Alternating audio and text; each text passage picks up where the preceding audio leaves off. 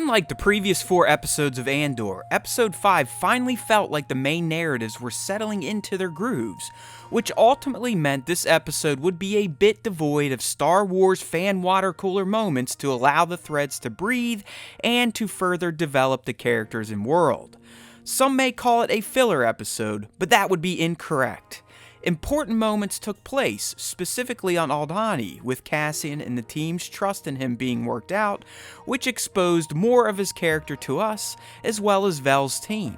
We also learned about Lieutenant Gorn's motivation to become a rebel spy, how disconnected Mon is from her family, Cyril's continued obsession with his greatest failure, and of course, Luthen's anxiety, which came as a surprise considering how ice-cold he's been so far. While the episode was full of character and world building, it did suffer from a true lack of tension, which had been strong coming out of the first 4 episodes. There were no real moments where you felt like any of the characters or their plans were in peril. Every scene was more focused on getting to the root of what makes the characters tick versus actually moving their narratives forward with any sort of pace. Some fans will appreciate this type of episode thanks to its slower, more deliberate character-focused delivery, but others will probably label it as the most basic of the series so far, and filler. If anything, this episode showed us that while Andor's 3-episode arcs can pack a hell of a punch when viewed all at once, having a weekly release for them can set up the middle episode to feel like nothing of note will happen, as it sets up the inevitable flare for the final episode of the 3-part arc. It's an issue any trilogy-based story can face, but one I think Tony's team handled fine this week, because it did drive us towards what has to be an action and tension-filled episode 6 next week, which will undoubtedly pay off on the character and world building that slowed things a bit in episode 5. So how about some top moments? First up is the Mothma family breakfast, which perfectly showcased how much of an outsider Mon is in her own household.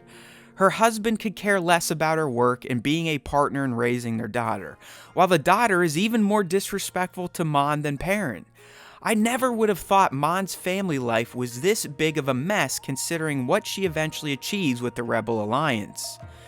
While Miro didn't get a ton of screen time, I'm glad this episode reminded us all that she is onto something with the random rebel activity that she's been tracking across the galaxy.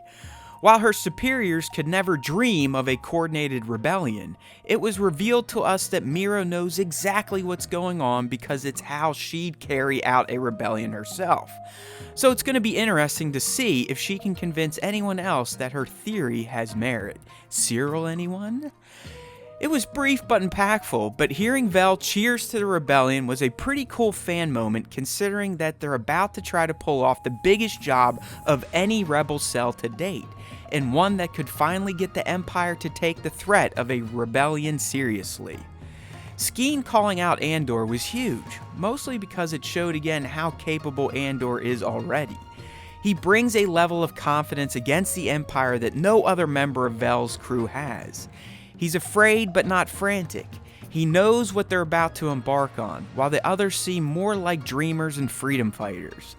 It also sets up a potential screw job by Skeen, who will more than likely screw things up due to his obsession with Cassian's background during the job next week.